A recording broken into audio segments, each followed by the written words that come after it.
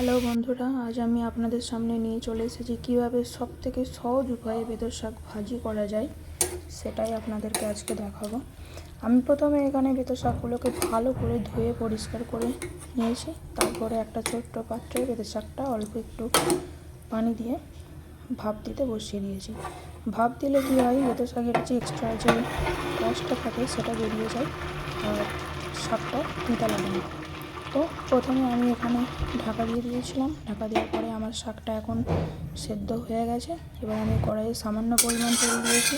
আর আমি আজকে বেতের শাকটা বেগুন দিয়ে ভাজি করব, তাই আমি বেগুনটা আগে থেকে ছোটো ছোটো করে কেটে নিয়ে রেখে দিয়েছিলাম। এখন আমি সেই বেগুন ভাজিটা আগে ভেজে নেব, তাই প্রথমে কড়াইয়ে তেল দিয়ে বেগুনগুলো দিয়ে দিলাম। আপনারা অনেকে অনেক রকমভাবেই বেতের শাক ভাজি করে খেয়ে থাকেন। আজ আমি যেরকম করে ভাজি করছি একবার এরকম ট্রাই করে দেখতে পারেন, অবশ্যই ভালো লাগবে। কারণ বেগুনটা দিয়ে বেতের শাক ভাজি আমাদের এখানে খুবই চলে, আমরা এইভাবেই অনেক ভাজি করে খাই। তো আজকে দেখাবো কীভাবে বেগুন দিয়ে বেতের শাক ভাজি করে যায়।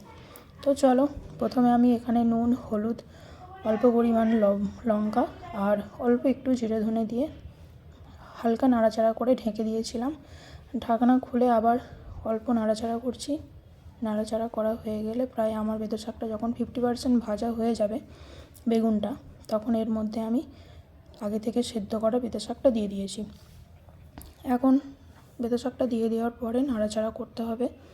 আর গ্যাসের ফ্লেম একদম লো মিডিয়াম থাকবে, না হলে ধরে যাবে। তারপরে হালকা নেড়ে চেড়ে দেখতে হবে যে নুন টুন সব ঠিক আছে কিনা, কারণ আমি আগে থেকেই বেগুনে নুন, হলুদ এগুলো দিয়ে রেখেছিলাম।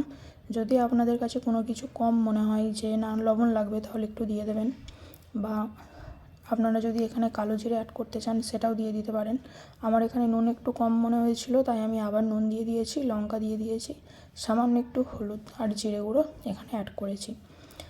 তারপর অল্প কিছুক্ষণের মধ্যে, এটা আগে থেকেই যেহেতু ভাপ দেওয়া ছিল, বেগুনটাও ভাজা ছিল, ভাজি করতে একদম বেশি সময় লাগে না, ভাজি হয়েই গেছে। সামান্য আমি একটু লাস্টে চিনি দিয়ে দিয়েছি, কারণ আমরা চিনিটা একটু খেতে বেশি পছন্দ করি বলে লাস্টে চিনি দিয়ে দিয়েছি।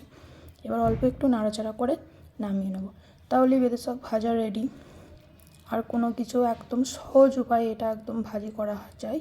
আপনারা একবার ভাজি করবেন এবং দেখবেন কেমন লাগে। এই ছিল আজকে আমার ভিডিও। যদি ভিডিওটি ভালো লাগে প্লিজ লাইক